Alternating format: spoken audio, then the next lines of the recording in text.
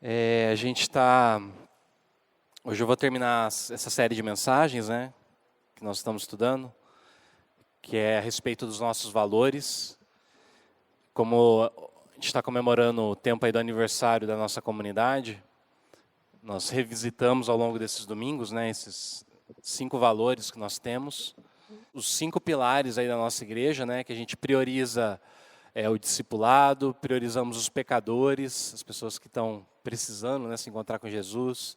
Nós priorizamos os pequenos, as novas gerações. Priorizamos... O último domingo a gente falou sobre... espiritualidade, espiritualidade. E hoje a gente vai falar sobre as estruturas simples, tá bom? Então a gente vai ler o texto de Marcos, está no teu boletim, Marcos 6, de 1 a 13. Bia, você pode ler para a gente? Jesus voltou com seus discípulos para a cidade de Nazaré, onde ele tinha morado. No sábado, começou a ensinar na sinagoga.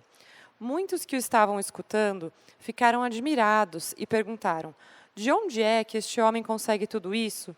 De onde vem a sabedoria dele? Como é que faz esses milagres? Por acaso, ele não é o carpinteiro, filho de Maria? Não é irmão de Tiago, José, Judas e Simão? As suas irmãs não moram aqui? Por isso, ficaram desiludidos com ele. Mas Jesus disse: um profeta é respeitado em toda parte, menos na sua terra, entre os seus parentes e na sua própria casa. Ele não pôde fazer milagres em Nazaré, a não ser curar alguns doentes, pondo as mãos sobre eles. E ficou admirado com a falta de fé que havia ali. Jesus ensinava nos povoados que havia perto dali. Ele chamou os 12 discípulos e os enviou 2 a 2, dando-lhes autoridade para expulsar espíritos maus. Deu ordem para não levarem nada na viagem, somente uma bengala para se apoiar. Não deviam levar comida, nem sacola, nem dinheiro. Deviam calçar sandálias e não levar nenhuma túnica a mais. Disse ainda: quando vocês entrarem numa cidade, fiquem hospedados na casa em que forem recebidos até saírem daquela cidade. Mas, se em algum lugar as pessoas não quiserem recebê-los, nem ouvi-los, vão embora. E na saída, sacudam o pó das suas sandálias, como sinal de protesto contra aquela gente. Então, os discípulos foram e anunciaram que todos deviam se arrepender dos seus pecados. Eles expulsavam muitos demônios e curavam muitos doentes, pondo azeite na cabeça deles. Esta é a palavra de Deus. Vamos orar de novo? Pai, tua palavra foi lida. Peço que teu Santo Espírito ajude a gente a entender, ó Deus. Fala conosco, em nome de Jesus. Amém. Gente, primeiro eu queria chamar a atenção de vocês para a simplicidade do Evangelho. O Evangelho é algo muito simples. A palavra Evangelho, acho que todo mundo sabe, né? Quer dizer boa notícia. Na época de Jesus, essa palavra não tinha uma conotação religiosa. Tá? Não tinha nada a ver com nada de religião. Por exemplo, a gente tem relatos históricos, por exemplo, tem um relato escrito assim: escutem o Evangelho de César Augusto. Né? Qual que é o Evangelho? Está falando do nascimento dele. Então, quando eles iam descrever que o imperador tinha nascido, era um evangelho, era uma boa notícia. Quando o povo ganhava uma batalha, né, uma guerra, o arauto vinha trazendo a notícia: a gente ganhou, tal. Isso era uma boa notícia, não tinha nada a ver com religião. Então, na época de Jesus, o evangelho queria dizer essa notícia, que era um evento histórico que, de alguma forma, mudava a história de fato. Então, Jesus chama os discípulos, né, e ele envia esses discípulos. A palavra aqui para enviar é a mesma palavra que dá origem à palavra nossa apóstolo. Tá? Apóstolo é esse que é enviado. Então, eles são os arautos, eles são os anunciadores.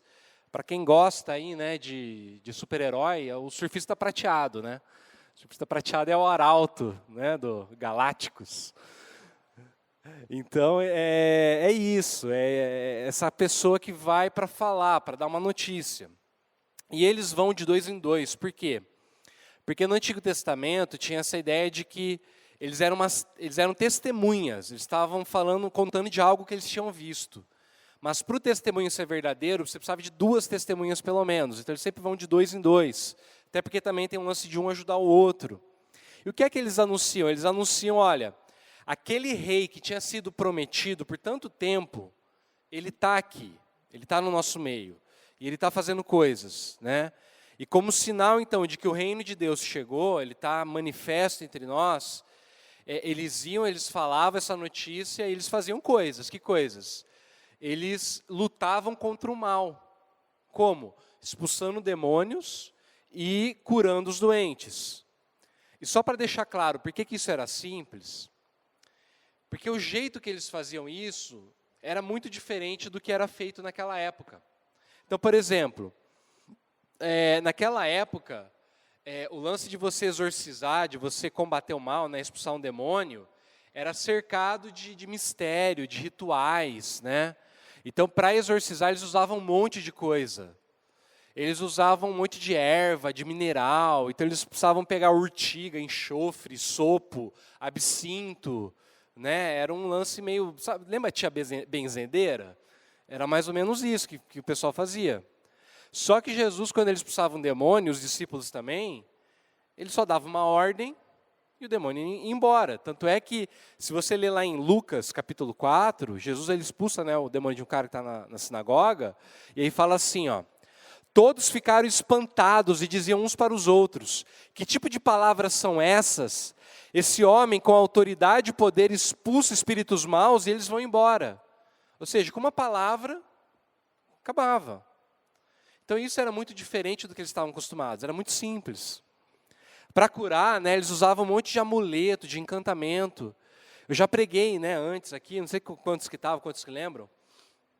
Se você for hoje no Museu de Golã, lá em Israel, tem um amuleto lá no Museu de Golã, que uma mãe, uma mulher chamada Mariene, ela pediu para um homem santo preparar um amuleto para a filha dela que estava doente. A menina chamava Iaíssa.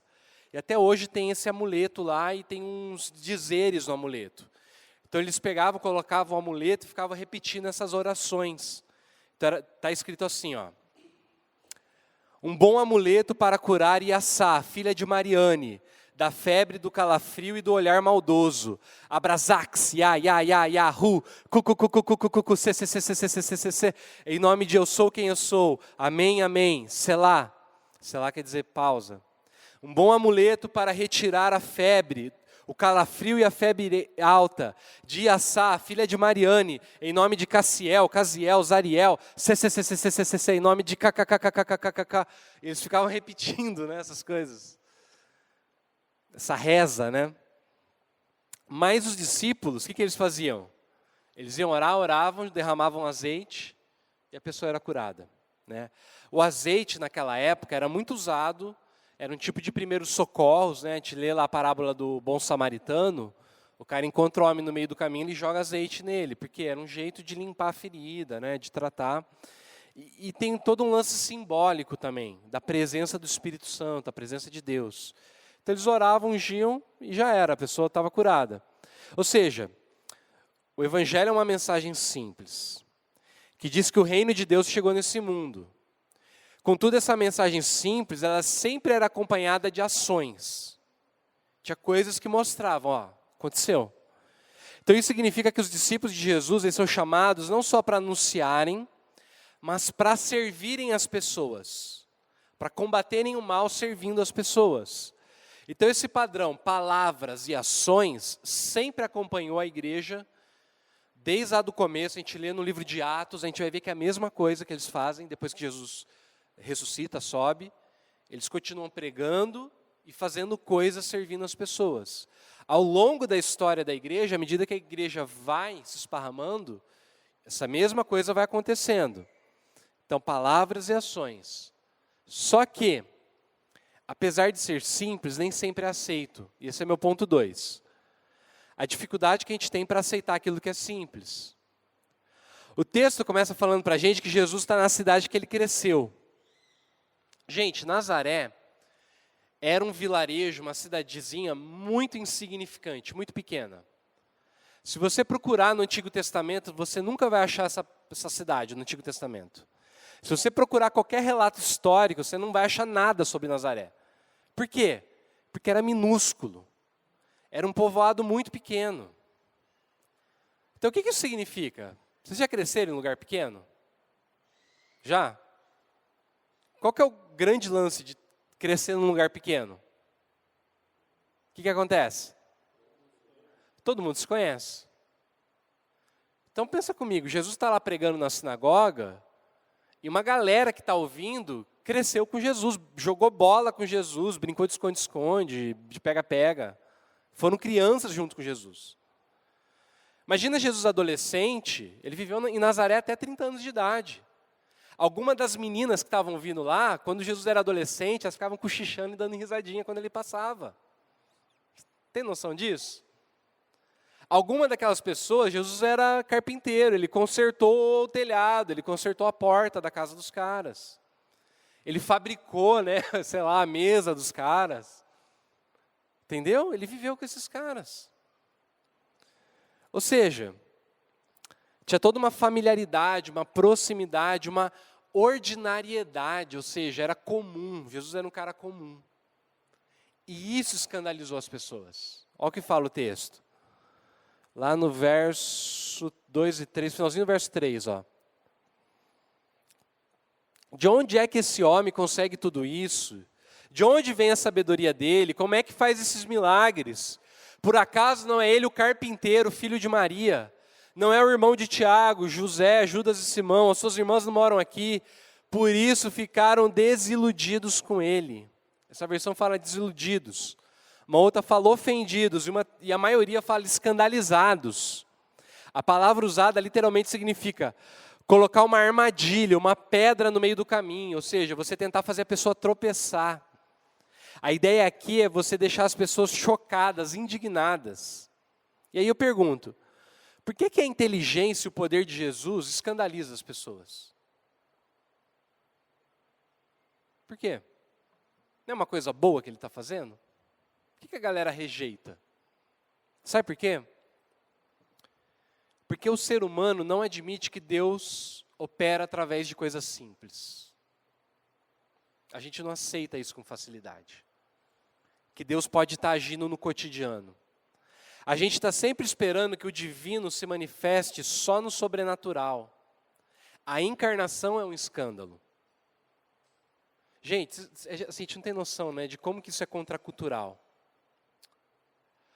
Todas as outras religiões, todas elas, toda religião que você pensar, qualquer filosofia meio religiosa, tipo, o budismo, por exemplo, fala que não é uma religião, que é uma filosofia, mas tudo vai na contramão disso.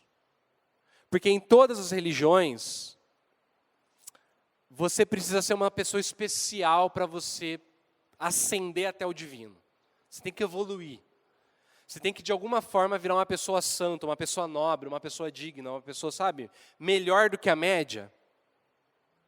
Toda religião é baseada nisso, no desempenho. Então, em toda religião, só algumas poucas pessoas extraordinárias são capazes de fazer grandes coisas. Porque viraram santos. Só que Jesus é esse cara que cresceu com a gente, que jogou bola com a gente. Os irmãos dele estão aqui com a gente. Então, isso era uma pedra de tropeço para a fé deles, porque a simplicidade de Jesus, somada com as coisas maravilhosas que ele fazia, gerava escândalo.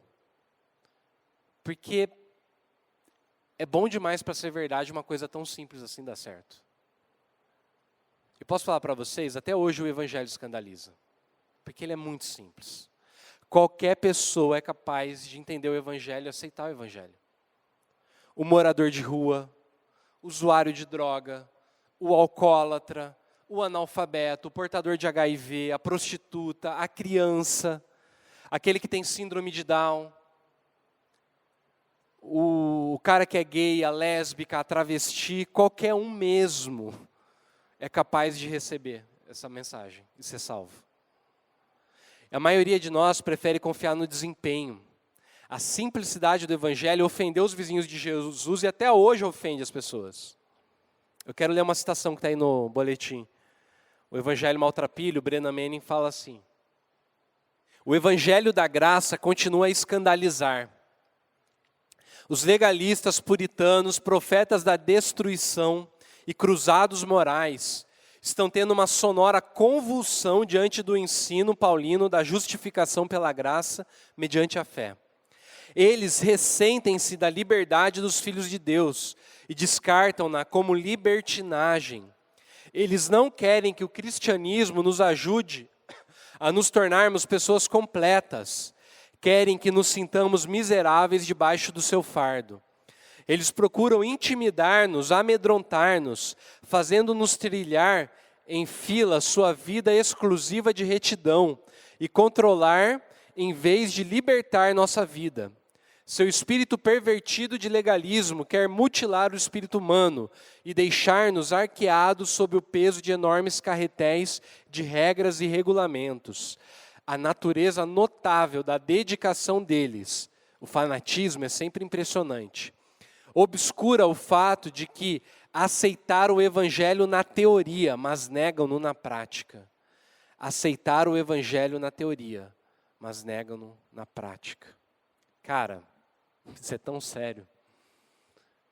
Como é que a gente foge de aceitar o evangelho na teoria e negar ele na prática? Como é que a gente foge disso? Então, meu terceiro ponto, o poder do evangelho simples. Vocês perceberam que Jesus envia de 2 em 2, mas ele faz recomendações muito específicas? Vamos ler junto aí o verso 8 em diante. Ó. Deu ordem para não levarem nada na viagem, somente uma bengala para se apoiar.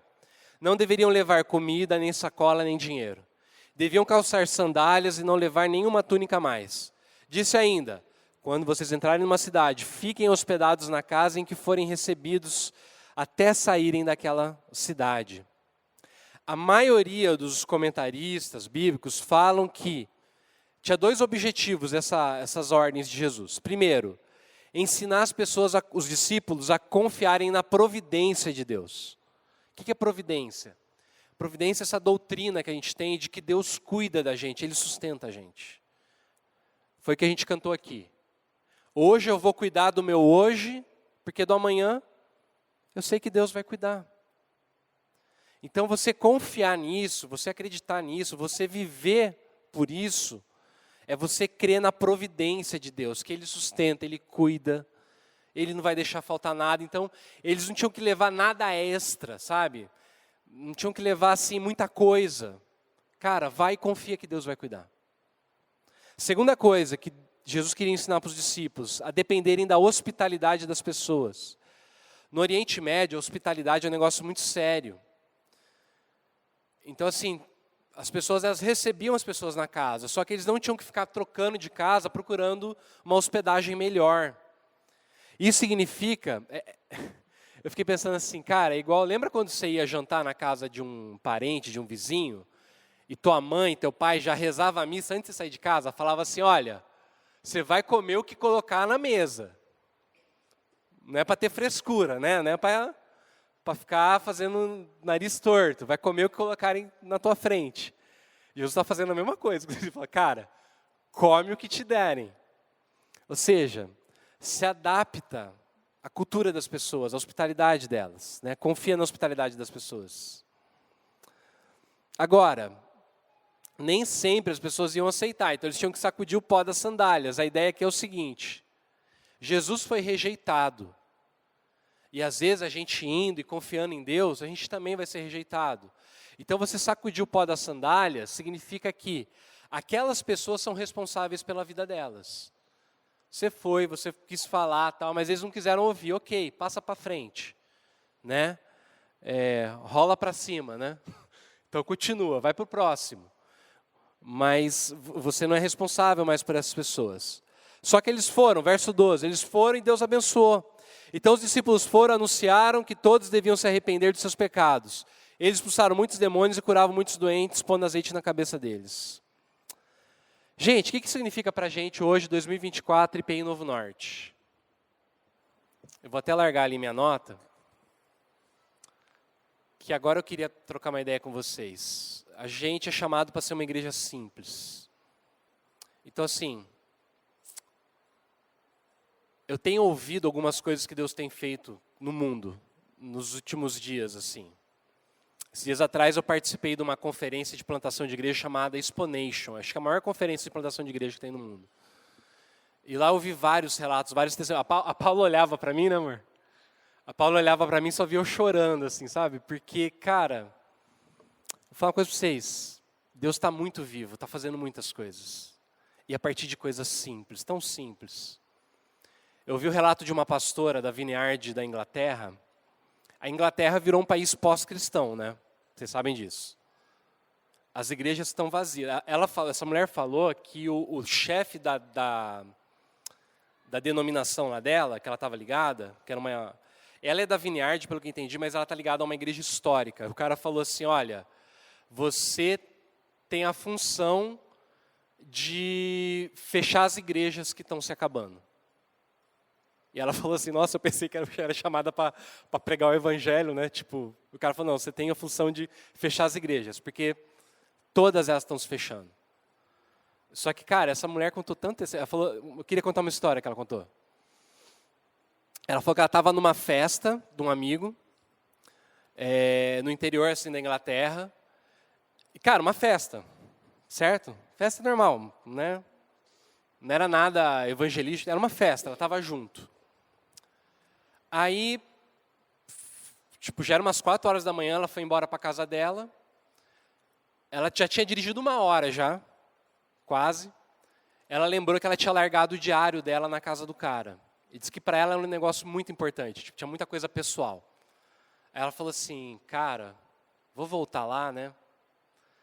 Só que, como era um negócio muito importante para ela, ela catou, deu uma meia volta e falou assim, vou bater lá na... O cara já deve estar dormindo já, né? Tipo, vou bater na porta dele, pego o diário e vou embora, né? Se ele atender bem, senão eu vou embora. Voltou, dirigiu mais um tantão, chegou lá, disse que ela bateu na porta, o cara abriu a porta, o amigo dela, olhou para ela e falou assim, eu não lembro agora o nome dela, tipo, Maria, você está aqui? Ela falou, oi, tudo bem, desculpa, é que eu esqueci um negócio aqui na tua casa, tal. Ele falou, você está mesmo aqui? Ela falou, tô, então, né, a festa foi animada, tá, mas esse negócio precisa ir embora. Ele falou, não, entra. Ele falou, entra. Aí entrou, fez um chá, né, em inglês, fez chá e tal. Ficaram conversando sobre a festa e tal. Aí contando quem que ficou com quem, essas coisas assim, né, tipo, tava animado tal, não sei o que lá.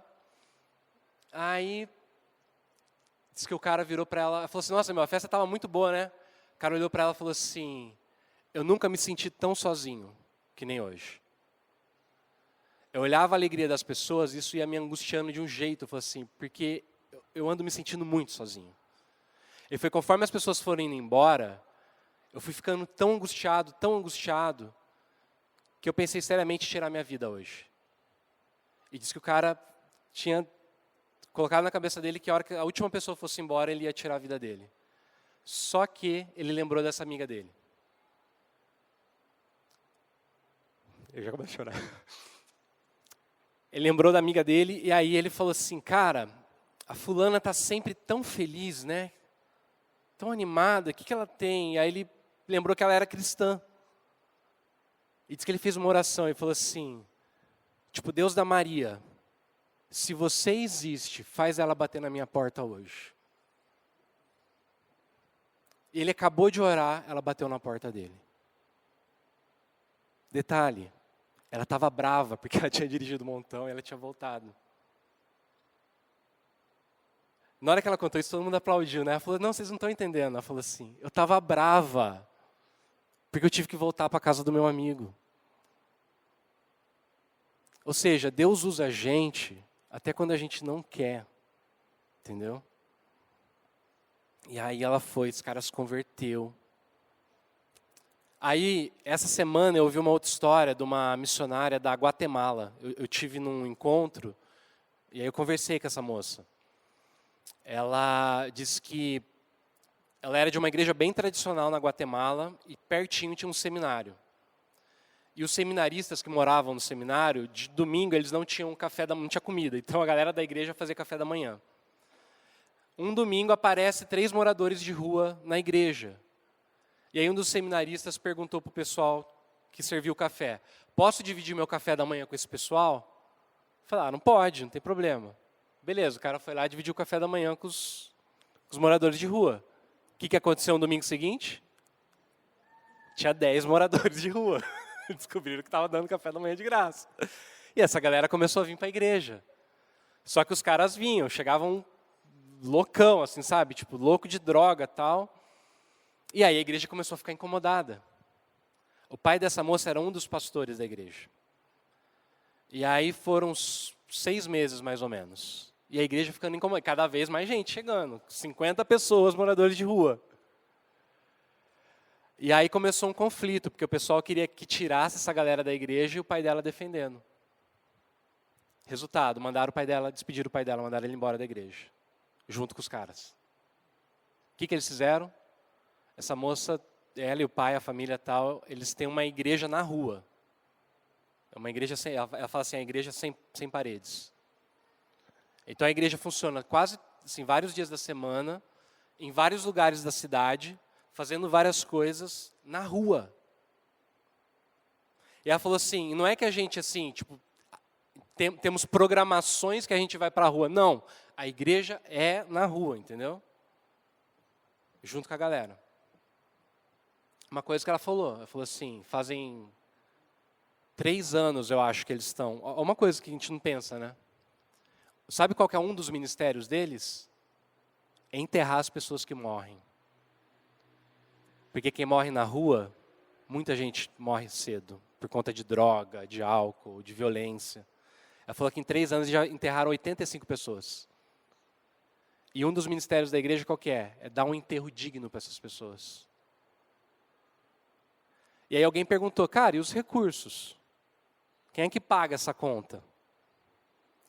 Ela, providência, né? Ela falou assim, cara, Deus supre a gente. Falou, não sei explicar para você, mas tipo, Deus faz aparecer o recurso. E a última história. Outro cara também que eu ouvi no Exponential, o Josi Joko, um negócio assim, é um indiano. Cara, eles têm um movimento de plantação de igreja, que assim, as igrejas na Índia são todas muito pequenas. Tipo, isso que a gente está aqui, esse número que a gente está, é uma igreja grande na Índia.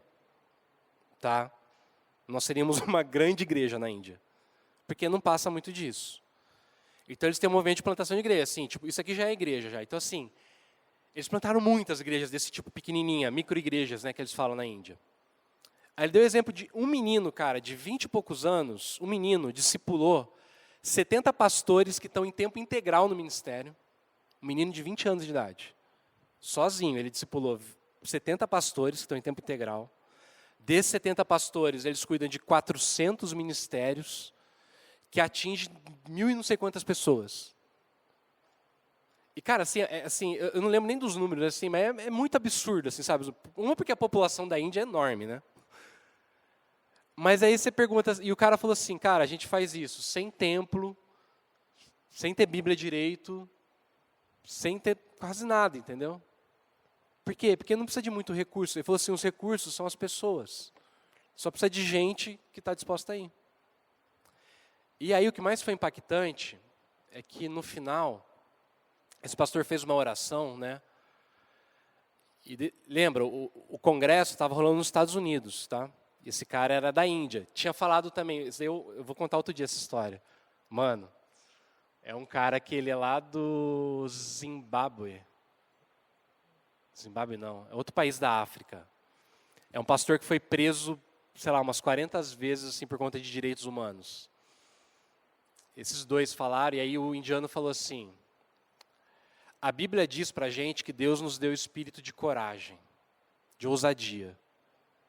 Aí ele olhou para o pessoal e falou assim, eu fico me perguntando quem é que deu o espírito de covardia para vocês que estão no Ocidente. Porque a gente olha o que está acontecendo ao redor do mundo, e a gente fala assim, cara, Deus está agindo pra caramba. As pessoas só vão. E aí ele orou para que Deus desse espírito de ousadia para a igreja. E eu acho que é isso que a gente tem que levar, entendeu? A gente não precisa de muita coisa, gente. O que a gente tem aqui já é demais, já. Sabe? A gente só precisa confiar que a gente pode ir, falar e compartilhar e testemunhar aquilo que Deus está fazendo na nossa vida. Não é muito difícil. Então minha oração é para que o Novo Norte seja essa igreja simples.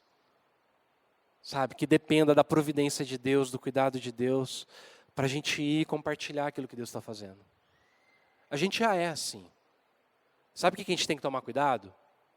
Para a gente não começar a ficar uma igreja complicada. Cheia de coisa, cheia de programação, sabe? Cheia de evento, né?